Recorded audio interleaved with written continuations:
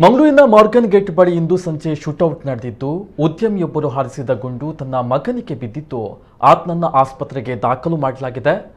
ಈ ಘಟನೆ Vaishnavi express cargo private limited ಇದರ ಮಾರ್ಗನ್ ಗೇಟ್ ಕಚೇರಿಯಲ್ಲಿ ನಡೆದಿದೆ.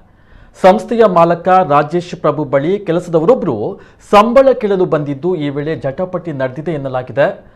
ರಾಜೇಶ್ ಪ್ರಭು ಸಿಟ್ಟಿನಿಂದ ತನ್ನ ಪಿಸ್ತೂಲ್ ಅನ್ನು ತೆಗೆದು ಗುಂಡು ಹಾರಿಸಿದ್ದು, ಅದು ಅಚಾನಕ್ಕಾಗಿ ತಪ್ಪಿ ಮಗ ಸುಧೀಂದ್ರ ಪ್ರಭು ಅವರ ಹಣೆಯ ಮೇಲೆ ಬಿದ್ದಿದೆ. ಕಚೇರಿಯ ಹೊರಭಾಗದಲ್ಲಿ ಘಟನೆ ನಡೆದಿದ್ದು, ಮಗ SSLCಯಲ್ಲಿ ಓದ್ತಾ ಇದ್ದ ಸುಧೀಂದ್ರನ ತಲೆಯ ಭಾಗಕ್ಕೆ ಗುಂಡು ಬಿದ್ದಿದ್ದು ಗಾಯಗೊಂಡಿದ್ದಾರೆ. ಆತನನ್ನು ಆಸ್ಪತ್ರೆಗೆ ದಾಖಲು ಮಾಡಲಾಗಿದೆ. ಘಟನಾ ಸ್ಥಳಕ್ಕೆ ಪಾಂಡೇಶ್ವರ ಠಾಣೆಯ ಪೊಲೀಸರು ಸ್ಥಳಕ್ಕೆ ಆಗಮಿಸಿದ್ದು ಪರಿಶೀಲನೆ ನಡೆಸಿದ್ದಾರೆ. ಸ್ಥಳಕ್ಕೆ ಪೊಲೀಸ್ ಕಮಿಷನರ್ ಶಶಿಕುಮಾರ್ ಅವರು ಆಗಮಿಸಿದ್ದಾರೆ. ಸಂಬಳ ಕೇಳಲು ಬಂದಿದ್ದ ಕೆಲಸದಾಳು ಅಪಾಯದಿಂದ ಪಾರಾಗಿದ್ದಾನೆ.